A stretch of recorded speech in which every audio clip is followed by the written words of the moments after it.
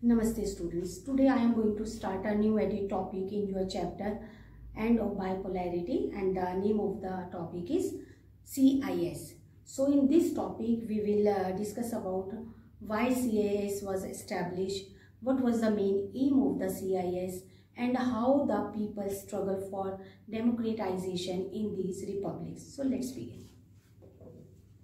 First of all, I want to tell you the full form of CIS. Students, the full form of CIS is Commonwealth of Independent States, and they came into exist after disintegration of USSR in 1991. And if we will talk about the Russia, as you all know, among all these 15 republics, Russia is the most dominated and powerful among all these 15 republics, and Kazakhstan, Tajikistan, Uzbekistan, Kyrgyzstan, Turkmenistan, these 5 republics are known as Central Asian republics. And now we see there are 3 more republics. These are Estonia, Latvia, Lithuania. These 3 republics known as Baltic Sea. Now the question is why they are known as Baltic Sea. The reason is because all 3 republics were situated. They are situated on the Baltic Sea. Fine. And other republics are Belarus, Ukraine, Moldova, Georgia, Armenia, Azerbaijan. Except Baltic republics, these 50 republics form the CIS, Commonwealth of Independent States.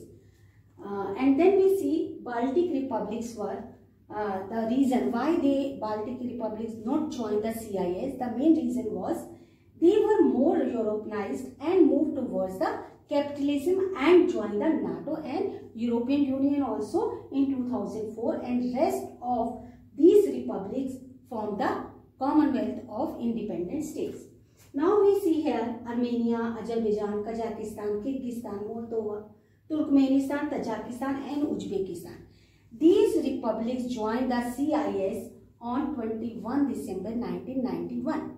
So this was about the CIS. Now we see what was the main aim of the CIS. So here we see the main aim of CIS was to promote coordination of its members in the area of trade, finance, lawmaking, security and support to democratization in these republics and cross-border crime prevention. So this was the main aim. And one more aim, important aim was there, that they want to participate, or they were participate that time.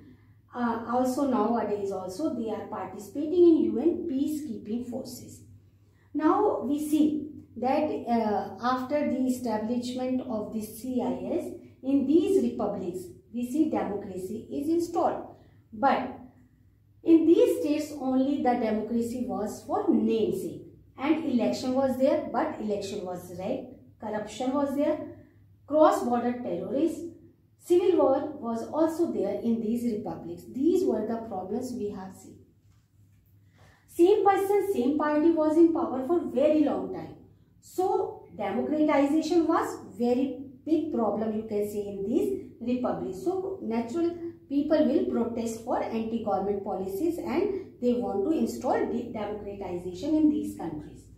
So here we see different revolutions launched by the peoples of these republics. For example, Tulip Revolution in Georgia, Orange Revolution in Ukraine, Maidan Revolution in Kyrgyzstan in 2010, and then we see Rose Revolution in Georgia 2003 and Jean Revolution in Belarus in 2006. Like these, many revolutions were there. The main reason why they start the revolution, the main reason was they protest the anti-government policies and they want to install the democracy in these republics. So now in all independent state of USSR, the process of anti-government demonstration is not stopped.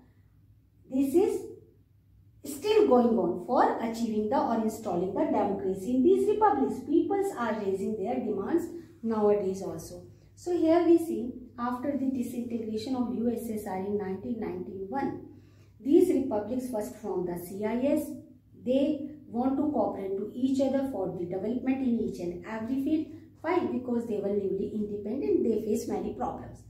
But here also we see aim also we have discussed, and we also see there were democracy, but for the namesake, and people struggle for the achieving or installing democracy in these republic. So this is all about your new ID topic, CIS. I hope you understood this topic.